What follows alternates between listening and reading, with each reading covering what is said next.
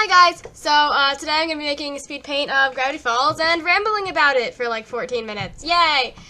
So before we get started, I just want to say, thank you guys. Well, I was going to say for 10 subscribers, but by the time I actually make this video, I have 11 now. So thank you guys so much for 11 subscribers. It's great. So let's, talk about my obsession with Gravity Falls. So let's start with the main character, Dipper. Dipper is, like, an okay main character, honestly. I like the side characters better, but he's fine. I don't really have much to say about him. Him and Pacifica are cute together. I don't have much to say. Him and Wendy were never gonna work out. I don't really have much to say. Let's just move on from him, honestly. He has some fun moments. I like his nerdiness. Oh, and him bonding with Ford is fun. Oh, and spoilers, by the way, guys. So him bonding with Ford is fun to watch. They're both just such nerds. So anyway, let's move on to Mabel. I think Mabel is a character that gets, like, a lot too much hate. Like, Mabel, I actually really like her. Everyone is, like, complaining about how she guilt trips Dipper sometimes, and it's like, she does, it's true. But I don't think she's doing it, like, intentionally to be malicious. She's just a 13-year-old. No, she's not even 13, she's like 12. And she just, I don't know, she's just doing what she's gonna do. She's very clearly not a mature 12-year-old. And I don't think she means any harm by it. And then everyone complains about how she, like, you know, unleashed the apocalypse. And it's like, yeah, that was pretty dumb. But also, like, as far as I can remember, correct me if I'm wrong, but I don't think she knew that was the portal into the Bill Cipher realm so that Bill Cipher could get to them. I'm pretty sure that Ford did not tell her anything about how important that was. So if Ford wanted to keep it safe, he probably should have let everyone in the family know, please don't touch this. It's important. If you touch it, we're all gonna die. So just don't tamper with that thing. So, you know, that's what's gonna happen if you don't tell her about it, I guess. I think Mabel's fun. Honestly, her and Dipper's bond is too funny. I love watching it. Oh, and every time she gets a crush on some random guy, you just know. It's always hilarious. It's gonna be hilarious, that episode. Like, sock opera is one of the best things to ever exist. Honestly, and all of her crushes always go wrong in some way. It's too funny. I love Mermando is like a merman. And how they play up all the tropes of love interest whenever she gets a love interest. And when she falls in love with that band, and they're all just like hamster people. Well, not hamster people. They live in a hamster cage. It's like, honestly, that's what boy bands feel like sometimes. So anyway, let's move on to Grunkle Stan. Grunkle Stan is my favorite character. He's too great.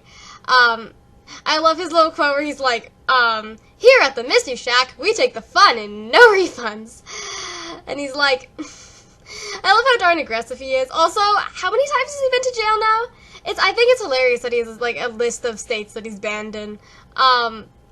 He's fun. And, one thing though, like, at the very end, I feel like when they wipe all his memories away and then he just immediately gets them back, I feel like on the one hand, I didn't want him to lose all his memories because that'd be so sad. He wouldn't remember all the good times they had that summer. But it's also like, I don't know, it felt a little bit like a cop-out because it's like, well, that happened really fast. And there wasn't any sacrifice in getting rid of Bill Cipher. That we didn't even... I don't know, but I feel like I also don't want him to lose his memories, so I don't know. I'm 50-50 on how that ended. And let's move on to Seuss. Seuss is a fun character. Honestly, Seuss was not someone I cared about too much until season 2. Like, he was fine in season 1, but season 2, like, with the Seuss and the Real Girl episode was, like, when I first was like, yes, this man is amazing. He's still not my favorite character, but I do like him. And then, of course, Blendon's Game, we get more insight to his, like, childhood and his backstory, and that was an interesting episode. That was fun. I do like that episode. I don't really have much else to say on Seuss. So, Wendy. Wendy doesn't, like, get used as anything except, like, being Dipper's crush, honestly, and I feel like that's a shame because, like, she's potential. And I do love her during, like, the apocalypse, though, where she's, like, kicking butt everywhere. She's great. Like, she just backflipped out of that person's hand. It just drop kicked him. She is so cool. So, who else can we talk about? Bill Cipher! Bill Cipher has some of the best quotes in this entire... No, Grunkle Stan does, okay? But Bill Cipher is too funny. He is the greatest villain to ever villain. Maybe not the greatest, but one of the greatest. Like, usually, I'm like, why are they gotta be evil for the sake of being evil? But, like, Bill Cipher, it just worked. He was too hilarious. And I love how he's like, reality is an illusion, the universe is a hologram, bye, gold, bye! I love that quote. Everything he says is just too funny. He's just chaos, like, embodiment. Also, he's literally a Dorito. He's just a Dorito. He's just an evil Dorito. Like, that's what he is. Like, he's just so intimidating, but, like, he's a triangle. Also, I love when he possesses Dipper in sock opera. That's too funny. And he's like, wow, it's been so long since I've inhabited a body. Like, yes. That was just hilarious. So what else can I talk about? Ford's a good character. Okay, so Ford. I do love Ford. He's such a nerd, and I love that. Of course, like, I love his, like, very strained relationship with his brother, Stan, but, like, everything him and Stan have done, like, they've both made, like, so many mistakes, but it's also, like, understandable, and I like that, because it's, like, yikes, dude, like, he just ditched his brother, but also Stan was kind of reckless and broke his project thing. Like, he just cost his brother his entire future. And then his parents, of course, were like, yep, that means you get thrown out of the house for some reason. Like, come on, guys, you didn't have to do that. How old was he? He wasn't even, like, college age, and they threw him out of the house. Poor Stan. Stan Lee. Who decided it was a good idea to name them Stan Lee and Stan Ford? I can't, like, how am I supposed to not mix them up all the time? Like, Stan Ford made a bunch of mistakes, Stan Lee made a bunch of mistakes. They called him Grunkle Stan and Great Uncle Ford, okay? But, his journals, like, him having wrote in the journals was, like, Stan having a brother that wrote the journals was not something I expected at all. But I love how, like, literally, like, an episode later in Ducktective, like, the duck has, like, a secret twin. They're all just like, really? That was the plot twist the whole time? And they're just making fun of the show. I love that. I love it when shows are self-aware like that. But Ford was a fun character. I think he could have done with, you know, telling people about his inventions and stuff, and also, of course, like, what happened with McGucket was not cool, but it wasn't entirely his fault either. I love how he's like, I don't know, I love how nerdy he is. I've said that 200 times. Let's move on to another character, Gideon. Gideon is too funny. I love how, like, all the gnomes want to make him their, like, gnome queen, that in that one scene, because he looks like a gnome queen, honestly. I could see how they think that, and they're like, yes, gnomes, he is such a lovely gnome queen.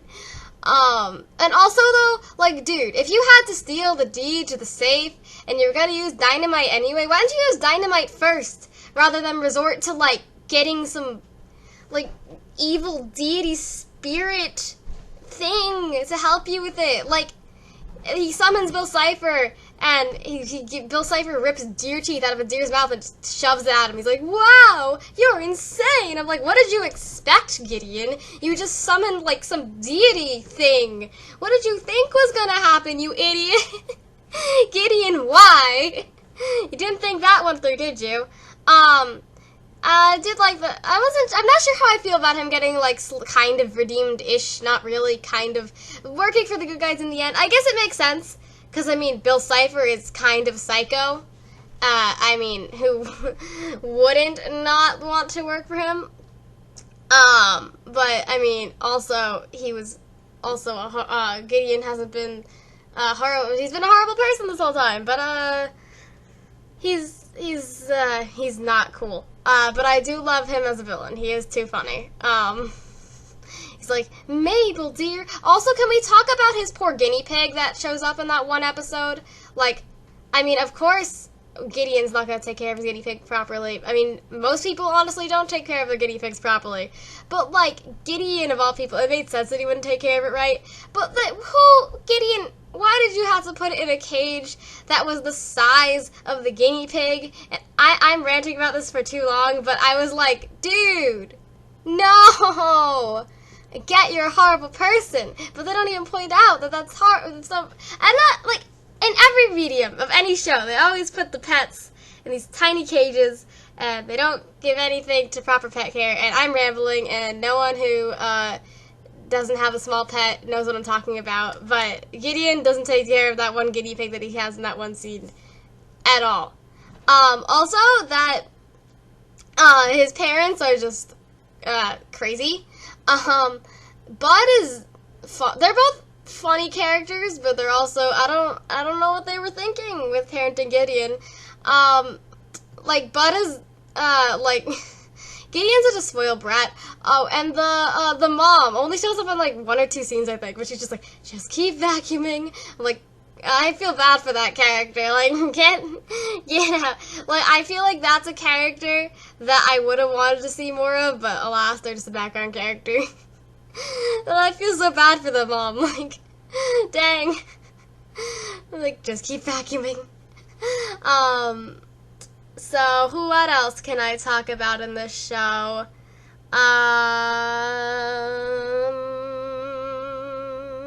The gnomes in the first episode, where they that's when I knew I was gonna love Gravity Falls. Like, the first episode I was just watching and I was like, okay, this is kind of funny, I guess. And then they get to the reveal that like the zombie is like a bunch of gnomes, and I was like, yes, this is peak comedy. I was like, and they foreshadow so well in the series, because they always have like these one-off jokes and then they come back later. Like when Dipper flips open the book to the gnome page to show Mabel what he thinks that her boyfriend is, and then he meant to flip to the zombie page. That was funny, but then it comes back later. And that one episode in season 2, like I think it was like the first episode, where Mabel has a party and she's like, Dipper, whatever you do with that book, don't raise the dead. And seriously though, don't ruin my party. And then he comes back later and he's like, Mabel! And like the whole party goes kabam, and she's like, what did I tell you? The one thing I told you not to do tonight. And he's like, you told me not to raise the dead. And she's like, and what did you do? I rose the dead. She's like, what? I love, like, that's like such perfect foreshadowing. Like, there's so much good foreshadowing there. Also, can we talk about all the messages that are put backwards? The backwards messages are so smart. Like, literally, in like season 1, there's like that dog thing when Mabel's and like ate all the fun candy or whatever it was. Like, it says backwards, like, must mistrust Grunkle. And it's like, dude, how? Like, they had it really thought through, because, like, then, like, all the way in season 2, that comes out, and it's, like, the whole thing with Stan and working on an interdimensional portal that, like, could destroy the multiverse, destroy the universe, destroy everything, but also to get his brother back. Like, yeah, Stan, I feel like, could have been a little more careful with that portal, but also it makes sense why he did what he did, you know?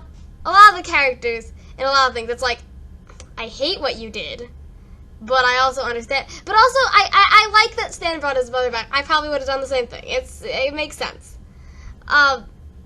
Like, it's definitely not a flawless plan, but it's a plan that makes sense. So anyways, Speed Plane's finishing up, and bye!